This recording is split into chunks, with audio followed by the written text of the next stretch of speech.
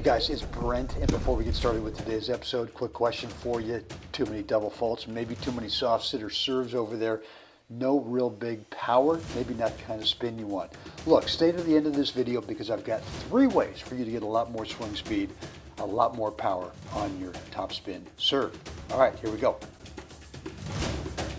Well, hey guys, what is going on out there today?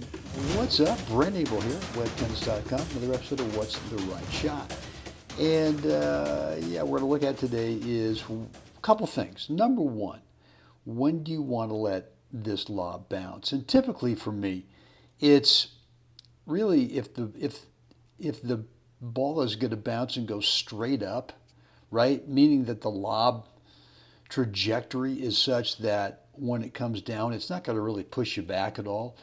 And it's just easier, I find, to let it bounce up, assuming it can get up there, right? So that you can really get yourself under it and get a nice reach up and get some swing speed going. If you can, if it's a really short lob, then maybe you need to take it sooner. Or if it's going to bounce and keep moving back towards your baseline, then I would say go ahead and take it on the fly.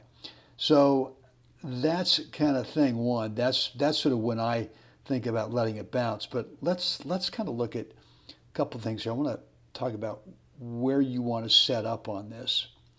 And what I think about is, I think that this is an approach shot. That's all I think about. I think I want to get far enough back, right, so that as I play this, I've got a little forward momentum. So I'm not just standing there instead of relying on swing speed to get the power. I'm actually going to sort of move forward into it like an approach shot. And if it comes back, great. You know, we'll just take it from there and do it again.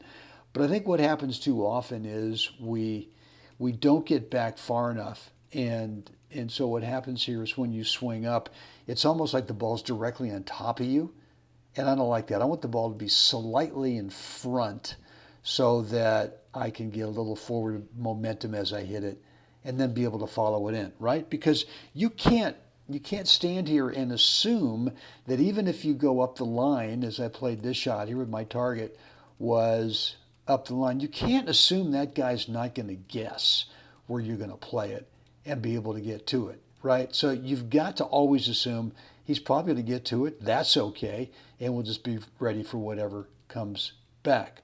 Now, here's the other thing I want you to think about with this, and that's going to be your target. So when I'm setting up here slightly behind, right, the ball, is I'm thinking, well, if my target's going to be up the line, first of all, I'm not going to flirt with the sideline so close that if anything goes slightly off, it could be wide.